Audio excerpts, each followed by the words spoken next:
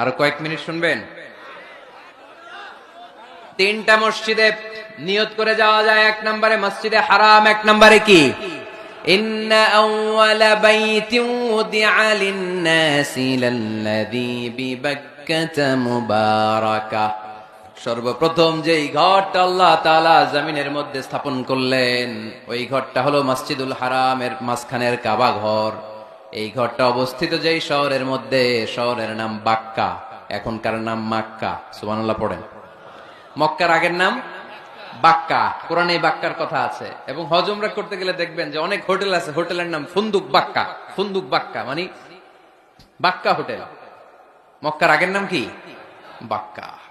এখান থেকেই বিষ্ণু ঈসা ইসলাম ইসরা শুরু করেছেন। মেরাজের আগের ধাপ নাম ইসরা।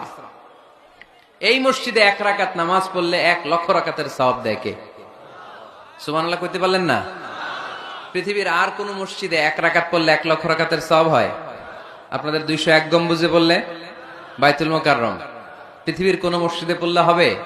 শুধুমাত্র কেবলমাত্র মসজিদুল হারামে 1 রাকাত সালাত পড়লে 1 লক্ষ রাকাতের সওয়াব আমলনামায় দিবে কে? এজন্য আল্লাহ বললেন ওখানে যাও, হাইসুমা তুয়াল্লু ফাওয়াল্লু উজুহাকুম শাতরা। যেখানে যাইবা, দুনিয়ার যেখানেই থাকো না কেন, কাবা ঘরের দিকে হয়ে নামাজ পড়াকে আবশ্যক করেছে কে? পৃথিবীর যেখানেই যান, কোন দিকে হয়ে নামাজ পড়বেন? কাবা, টু দ্য ডাইরেকশন অফ কিবলা। আপনি অবাক হবেন, অস্ট্রেলিয়ায় একটা শহর আছে সিডনি। এই সিডনি শহরে একটা জঙ্গল আছে। এই জঙ্গলে একটা গাছ আছে, যে গাছটা মানুষের মতো রুকু করে আছে, টু দ্য ডাইরেকশন অফ কিবলা, তাও কিবলামুখী হয়ে। পত্রিকার কাটিং দেখেছেন না আপনারা? অনেক ক্যালেন্ডারেও আছে।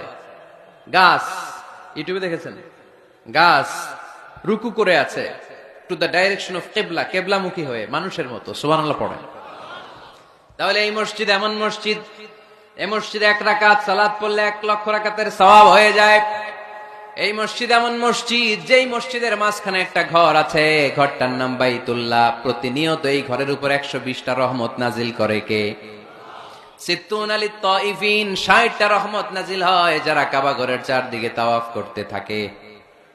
আর 40টা রহমত নাজিল হয় যারা কাবা ঘরের চারদিকে নামাজ পড়তে থাকে।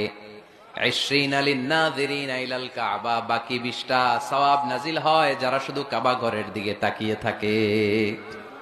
কাবা ঘরের দিকে তাকায় থাকলে সওয়াব। সুবহানাল্লাহ বললেন না? আন-নাযার ইলাল কাবা, 3 জিনিসের দিকে তাকালেই সওয়াব। কয় জিনিস? জোরে বলেন। 1 নাম্বার আন-নাযার ইলাল মুসহাফ, কোরআনের দিকে তাকালেই সওয়াব, পড়া লাগবে না।